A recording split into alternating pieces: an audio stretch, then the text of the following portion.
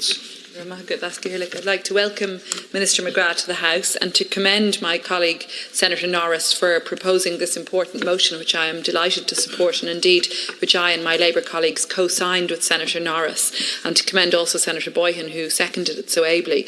But I want to pay a special tribute to Les Martin, who was here in the gallery and who's been present all afternoon along with his family, with Linda and with their children Holly, Cahill and Kieran, and I know they had to wait a good deal of time for the motion to come up, but they have been tireless in campaigning and in calling for this sort of expansion of newborn screening that is called for in this motion, and I think they've shown incredible courage while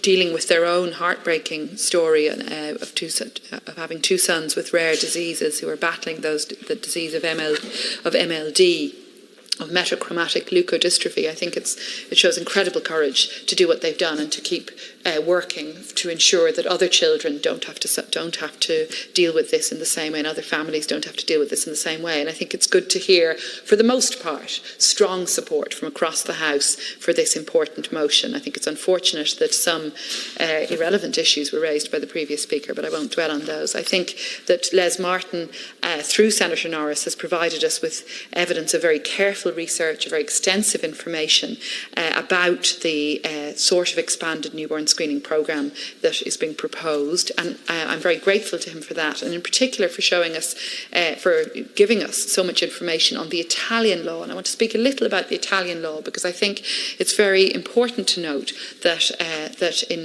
just in 2016, Bill 167 was passed in Italy, which essentially does what Senator Norris's motion proposes.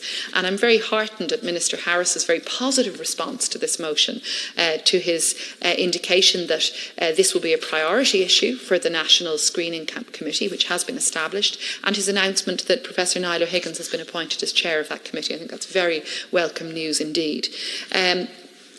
I suppose Minister Harris also spoke personally as a parent, and I'd like to also speak as a parent and to say that I have a very vivid recall, as I think most parents do, of the heel prick test on my own two children within a few days of their birth. It was done on them. Others have spoken about the very high rate of take-up of that test here in Ireland. Senator Devine, I think, memorably spoke of it as a rite of passage. I think you're right, Senator. It is a rite of passage. It's actually very. As well. It's quite traumatic for a new parent to see that their child being, given this little prick. But in fact, it's such a minimal test and to do such an important thing for newborn children, to screen, as we now do in Ireland, for 8 conditions, and as they now do in Italy, for up to 40 conditions. It's an extraordinary and such a positive scientific development that we can now do this, and that in so many cases the conditions and diseases that we're screening for are indeed treatable. And just to read from Italian law 167, which says, between 48 and 72 hours after birth, a small blood sample is taken from the baby's heel. The sample previously used to screen only 4 conditions is now used to screen 40 disorders. No further samples are then needed. The birth centre ships the sample to the screening centre with delivery within 24 to 48 hours. The screening centre shall analyse the sample on the arrival day or the following day. Now, there's extensive information provided to parents, but the test is free and compulsory. And interestingly, I listened with great attention to what the Minister said about the test and his view that the screening should not be mandatory if indeed it is expanded. Yet in Italy it is mandatory, interestingly, and I think we do have mandatory vaccination programmes from a children's rights perspective and from a child health perspective. I would suggest respectfully that we should have mandatory screening in this way.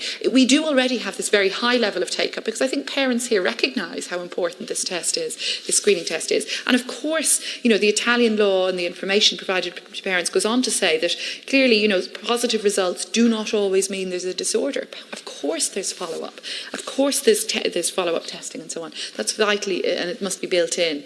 But the key point is the right to be screened at birth for any condition for which there's viable treatment, and indeed for some conditions for which there is not. And the mandatory nature of the test initially, interestingly, is only related to those disorders which are enlisted in the panel required by law, and there are other disorders which may be included and which parental consent must be given. So I think those are the sort of issues that might be teased out by the National Screening Committee. But I just offer those views on the motion proposed by Senator Norris. I also listened with great interest to what Senator Higgins said, and clearly there is now an international and transnational interest in this issue. And indeed, I see that in the European Parliament, at the behest of the Italian Health Minister and others, a debate was had on the issue of expanded newborn screening in January of this year. And as Senator Higgins has said, it's now been an issue discussed at the OSCE.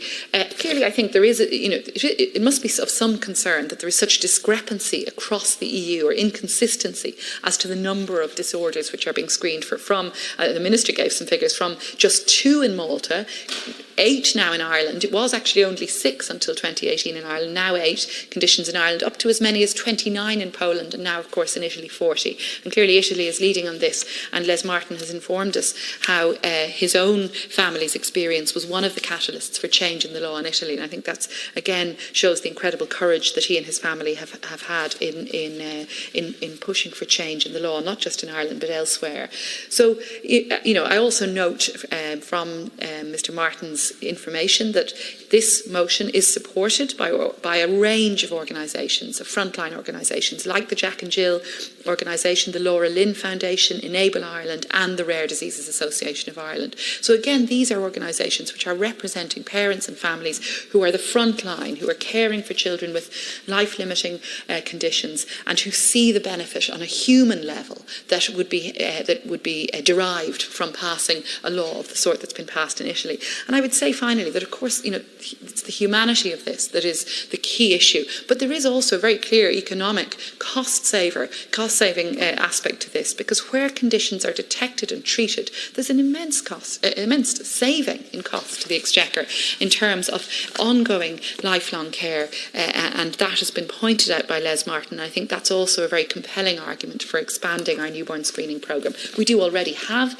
a newborn screening programme. That's already been made clear by others and by the Minister, and it would simply involve expanding that programme. It would not involve any new invasive treatment for newborns or intervention for newborns, but it is, I think, a compellingly strong case that can be made for expanding the programme and for implementing the sort of law we see in Italy. And I look forward very much to continuing to press, along with Senator Norris and other colleagues, for the introduction of expanded screening, and to assist and support the Minister in his endeavours to do so. And again, just to welcome very much his strong support and to commend Senator Norris and the Martin family for all their work on this important issue.